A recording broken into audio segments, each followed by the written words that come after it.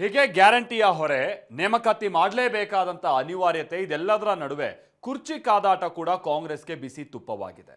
ದಲಿತ CM ಕೂಗು ದಿನದಿಂದ ದಿನಕ್ಕೆ ಜೋರಾಗ್ತಾ ಇದೆ. ಪರಮೇಶ್ವರ್ ಹೆಸರು ದಲಿತ ಸಿಎಂ ರೇಸ್ನಲ್ಲಿ ಸೇರ್ಕೊಳ್ತಾ ಇದ್ದು, ಪರಮೇಶ್ವರ್ 2013ರಲ್ಲೇ ಸಿಎಂ ಸ್ಥಾನ ಸಿಗಬೇಕಿತ್ತು ಅಂತ ಕೆಲ ನಾಯಕರುಗಳು ಅವ್ರ ಪರವಾಗಿಯೂ ಬ್ಯಾಟ್ ಬೀಸೋದಕ್ಕೆ ಶುರು ಮಾಡ್ತಾ ಇದ್ದಾರೆ.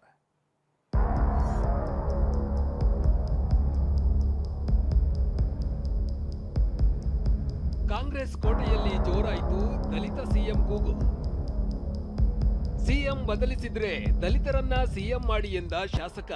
ಒಂದು ವೇಳೆ ಹೈಕಮಾಂಡ್ ಬೇರೆಯವರಿಗೆ ಅವಕಾಶ ಕೊಡಬೇಕು ಅಂದಾಗ ದಲಿತ ಅವಕಾಶ ಕೊಡಿ ಅಂತೇಳಿ.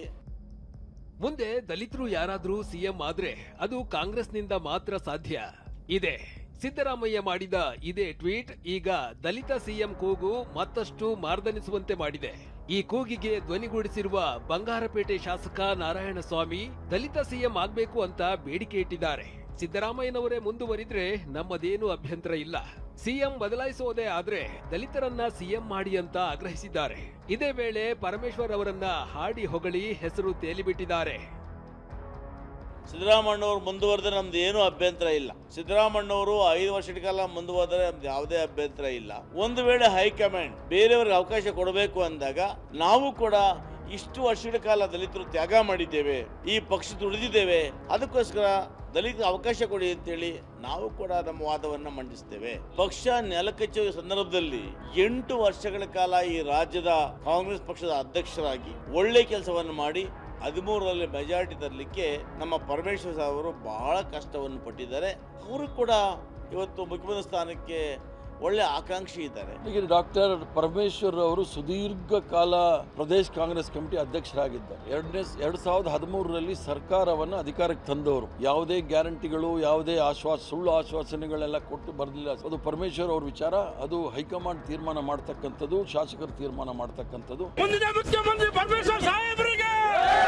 ಇನ್ನು ಪರಮೇಶ್ವರ್ ಅಭಿಮಾನಿಗಳು ಕೂಡ ಹೋದಲ್ಲಿ ಬಂದಲ್ಲಿ ಪರಮೇಶ್ವರ್ ಮುಂದಿನ ಸಿಎಂ ಅಂತ ಘೋಷಣೆ ಕೂಗ್ತಿದ್ದಾರೆ. ಈ ಬಗ್ಗೆ ಪ್ರತಿಕ್ರಿಯಿಸಿರುವ ಪರಮೇಶ್ವರ್ ಹೈಕಮಾಂಡ್ ತೀರ್ಮಾನ ಮಾಡುತ್ತೆ ಎಂದಿದ್ದಾರೆ.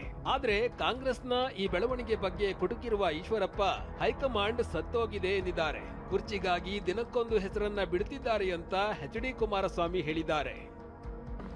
ಅಭಿಮಾನಿಗಳು ಅಲ್ಲಲ್ಲೇ ಅವರು ಆಗಬೇಕು ಅಂತ ಹೇಳಿ ಅವರ ಎಕ್ಸ್ಪ್ರೆಷನ್ಸು, ಅವರು ಈಗ ನಾವು ಯಾವುದೋ ಕಾರ್ಯಕ್ರಮಕ್ಕೆ ಹೋದರೆ ಹಿಂದಿನಿಂದ ಎಲ್ಲ ಕೂಗ್ತಾರೆ.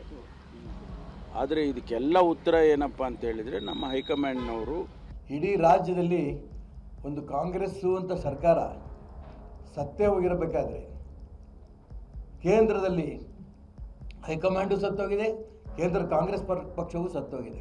ಕುರ್ಚಿ ಉಳಿಸ್ಕೊಳ್ಳಿಕ್ಕೆ ಒಂದೊಂದು ಹೆಸರನ್ನ ಮುಂದೆ ಬಿಡ್ತಾ ಇದ್ದಾರೆ. ಕುರ್ಚಿ ಉಳಿಸ್ಕೊಳ್ತಕ್ಕಂಥ ನಿಟ್ಟಲ್ಲಿ ಒಂದೊಂದು ಹೆಸರುಗಳು ಬರ್ತಾ ಇದೆ.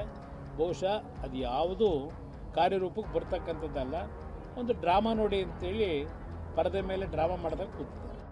ಇದೆಲ್ಲದರ ಮಧ್ಯೆ ಇವತ್ತು ಕಾವೇರಿ ನಿವಾಸದಲ್ಲಿ ನಡೆದ ಒಳ ಮೀಸಲಾತಿ ಕುರಿತ ಚರ್ಚೆಯಲ್ಲಿ ದಲಿತ ನಾಯಕರು ಒಂದೆಡೆ ಸೇರಿದ್ರು. ಒಳ ಮೀಸಲಾತಿ ವಿಚಾರದ ಕುರಿತ ಚರ್ಚೆಯಲ್ಲಿ ದಲಿತ ನಾಯಕರು ಸಭೆ ಸೇರಿದ್ದು ಕುತೂಹಲವನ್ನ ಮೂಡಿಸಿತ್ತು. ರಾಬರ್ಟ್ ವಾದ್ರಾ ಭೇಟಿಯಾದ ಕಾಂಗ್ರೆಸ್ನ ಹಿರಿಯ ನಾಯಕ. ಪವರ್ ಫೈಟ್ ಹೊತ್ತಲ್ಲೇ ಸಂಸದೆ ಪ್ರಿಯಾಂಕಾ ಗಾಂಧಿ ಪತಿ ರಾಬರ್ಟ್ ವಾದ್ರಾ ಬೆಂಗಳೂರಿಗೆ ಆಗಮಿಸಿದ್ದಾರೆ. ನಿನ್ನೆ ಇಸ್ಕಾನ್ ಟೆಂಪಲ್ನಲ್ಲಿ ರೌಂಡ್ಸ್ ಹಾಕಿ ದೇವರ ದರ್ಶನವನ್ನ ಪಡೆದಿದ್ದಾರೆ. ಇದಾದ ಬಳಿಕ ಮಸೀದಿಗೂ ತೆರಳಿ 30 ನಿಮಿಷ ಪ್ರಾರ್ಥನೆಯನ್ನ ಮಾಡಿದ್ದಾರೆ. ಕಳೆದ 2 ದಿನಗಳಿಂದ ಬೆಂಗಳೂರಿನಲ್ಲೇ ಇರುವ ರಾಬರ್ಟ್ ವಾದ್ರಾರನ್ನ ಕಾಂಗ್ರೆಸ್ನ ಹಿರಿಯ ನಾಯಕರೊಬ್ಬರು ಭೇಟಿಯಾಗಿ ಮಾತುಕತೆ ನಡೆಸಿದ್ದಾರೆ. ಅಲ್ಲದೆ ಹಲವು ನಾಯಕರು ವಾದ್ರಾ ಭೇಟಿಗೆ ಸಮಯ ಕೇಳಿದ್ರು ಎನ್ನಲಾಗಿದೆ. ಕುರ್ಚಿ ಕಾದಾಟ ತಾರಕಕ್ಕೇರುವ ಹೊತ್ತಲ್ಲೇ ಒಂದೊಂದು ಭೇಟಿಯು ಮಹತ್ವವನ್ನ ಪಡೆದುಕೊಳ್ತಾ ಇದೆ. Bureau report, TV9.